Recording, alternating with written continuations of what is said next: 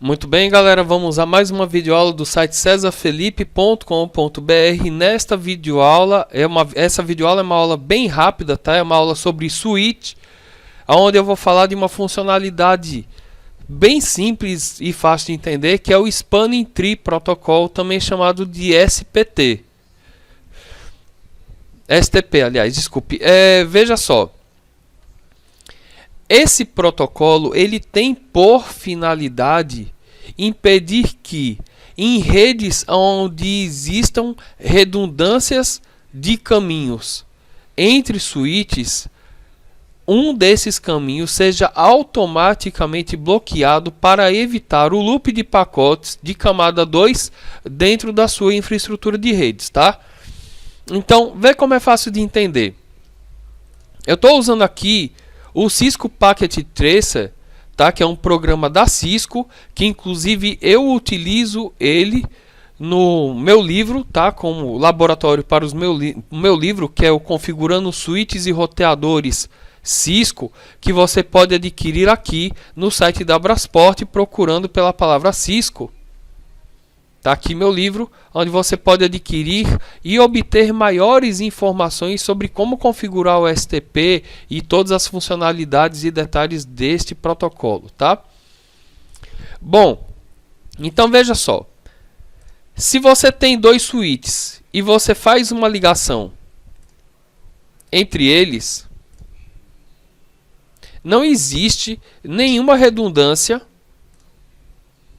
de caminhos aqui nessa infraestrutura. Não existe um loop, ou seja, não existe um círculo. O pacote ou ele é transmitido de uma ponta a outra, onde ele vai morrer. Não tem como ele ficar batendo de um canto para o outro e voltando. Tá? Aqui é uma infraestrutura de um ponto a ponto. Tá ok? Então, observe aqui no próprio Packet Tracer que todas as portas estão verdes, ou seja, elas estão no modo ativo. Agora observe só o que acontece quando eu pego e fecho o loop aqui, quando eu fecho o anel aqui, ó. Tá aqui. Agora existe uma redundância, ou seja, um pacote de camada 2 que seja transferido de um lugar para o outro, ele pode ficar, como é o caso de um broadcast, tá? Ele pode ficar circulando aí nessa infraestrutura infinitamente. Isso daí causa perda de pacote, colisão, sobrecarga nos switches, tá? Porque não é apenas um computador que envia broadcast. Vários computadores numa rede, quanto mais computador você tiver numa rede, maior é a quantidade de broadcast, tá? E a tendência de alguns deles é de infinitamente ficar circulando pela rede, como eu já falei, e isso causa uma certa sobrecarga nos switches, tá? Então, e algumas disfuncionalidades de rede também. Então, observe agora aqui que eu fechei o enlace, tá, em forma de loop. Veja que essa porta daqui, ela está bloqueada, ó. Ela está com o sinal de laranja. Opa! Tá aqui, ela está com o sinal de laranja. Isso significa que ela está bloqueada. Para quê? Para evitar que o pacote fique circulando infinitamente. Isso significa que quando um pacote é lançado daqui desse switch para cá e para cá, quando ele chega nessa interface daqui, ele vai ser descartado. Tá ok? E veja também que não tem como ele ser disparado através desta interface, porque ela está em modo de bloqueio. Então ele só pode circular por aqui. Agora veja só, eu vou pegar e vou tirar esse link aqui. Eu vou tirar esse link. Tirei. E aí a tendência dessa porta daqui é de que ela entre em modo de forward. O que é forward? Modo de encaminhamento. Tá? Por quê? Porque o switch, no caso do Spanning Tree Protocol, ele tem dois modos. Ou ele fica em modo de bloqueio, ou ele fica em modo de encaminhamento. Tá ok? Então veja só, que se eu clicar aqui nesse switch, por exemplo, ó, veja aqui que ela já ficou verde, tá? Por quê? Porque ele percebeu que esse enlace aqui caiu. Então ele habilitou aqui, uma vez que não existe mais loop, tá? Vou pegar, vou ligar aqui de novo.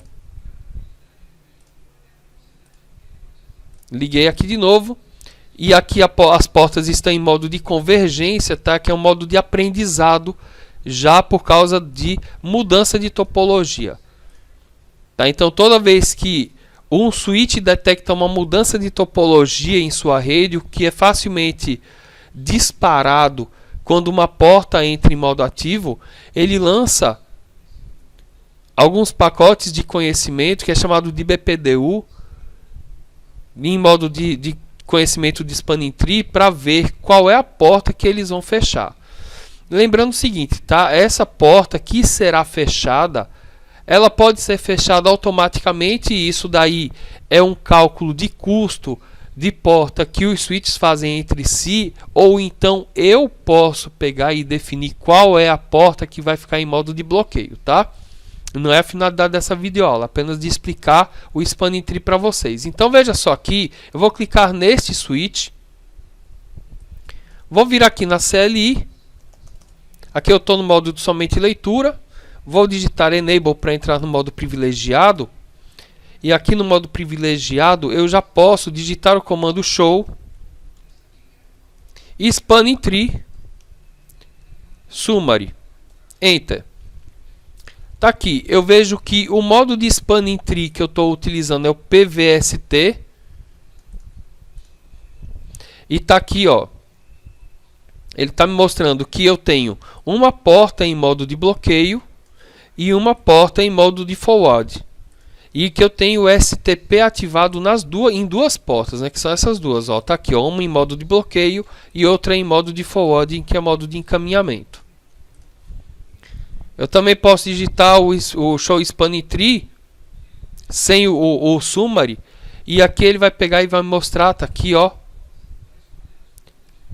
que eu tenho uma porta Gigabit 1/1 que está em modo de bloqueio, tá aqui, essa porta não está transferindo, e eu tenho uma outra porta em modo de forward, que é modo de encaminhamento.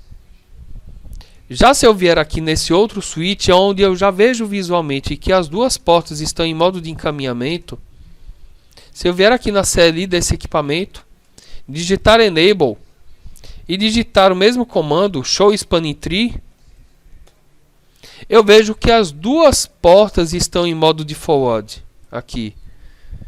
Ou seja, as duas portas estão em modo de encaminhamento.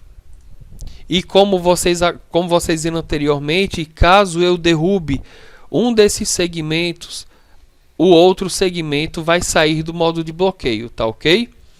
Lembrando, esta funcionalidade ela é devido ao Spanning Tree Protocol.